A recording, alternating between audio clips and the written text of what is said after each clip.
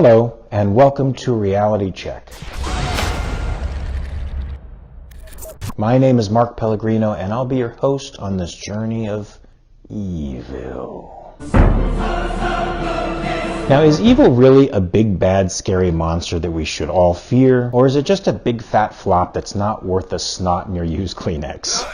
Gesundheit. Look, every society in the world has big stories that frame human action as a struggle between two titan and equally powerful forces. Good versus evil, light versus dark, some god versus some devil, and in most of these narratives, evil maintains a stronghold on power, and the good guy succeeds by the skin of his teeth.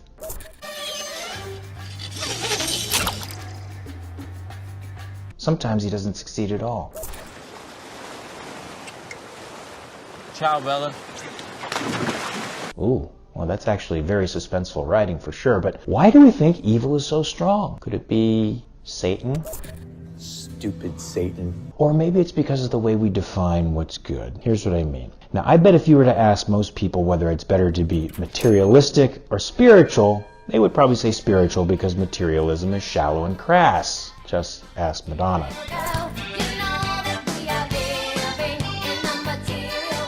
Now, if that's the case, is it true to say that the more we embrace the spiritual and deny the material, the better our souls? Let's see. Have you ever heard anyone say something like this before? Ew, she's so materialistic with her designer yoga pants and personal chef. Ew, so gross. Face it, Andy.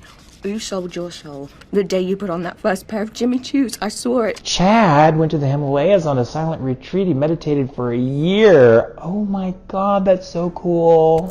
Oh, thank you. It's so sweet of you to say. I appreciate that. Obviously, I don't do yoga for recognition. Right. Or how about this one? It's easier for a camel to pass through the eye of a needle than for a rich man to go to heaven. Actually, between you and me, anything passing through the eye of a needle besides water hurts me to the core. Ouch. You're still not convinced? Okay, who do you think are better people? These guys or these guys? This idea that the material world is bad and the spiritual world is good was given to us by Plato. He thought that all we see in this world are mere reflections of a better place, a world of forms, and that world can only be reached by contemplation, pure thought. Thinking was the highest good you could achieve, while doing what most people did, living in the world, was just crass. In other words, the world of Plato is nothing more than a discount trip to the funhouse mirrors of a body dysmorphic teenager. Thanks, Plato, for all measure of eating disorders in the 21st century, you c***. Now, this idea was picked up by religions, particularly Christianity, and became embedded in our culture as a massive dichotomy. Here's Christ. He's perfect. You can never be Christ. You suck.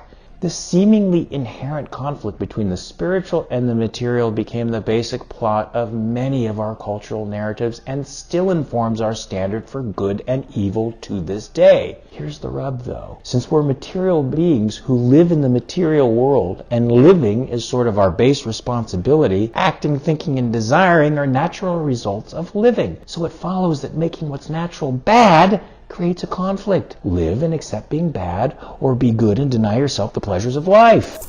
From this moment on, I renounce my throne. I am no longer the prince of the mundo. That's why evil is so powerful and alluring to people, because we've defined good by that which is opposed to life, to living in this material world. You want to get rich? Be a rock star? Have sex? Eat good food? There's a sin for all of those. Denial ain't a river in Egypt, folks. It's what's for breakfast. Really? Okay, here's a question. Answer honestly. Would you want to be like this person or this person? Now, you know you want to be this one, but you think you should be the other one, who looks to be suffering the most. And that says it all. Evil is powerful, seductive, and beautiful because life is powerful, seductive, and beautiful. And an attractive bad versus an unattractive good is what happens when you make what's good work at cross purposes to life. So how about instead of making the good the anti-life, we make the evil the anti-life. Check. Achieving a thriving life is no easy task. It requires a dedication to fact, a commitment to thinking, honesty, and the will to persevere. Literally every good thing you see around you is because someone was thoughtful, honest, and durable, and everything bad is from the denial of facts, the refusal to think, willful dishonesty, and fragility. So, here's the reality. Being good is the only way you can live and be happy. And evil? It's just a big fat flop. Check.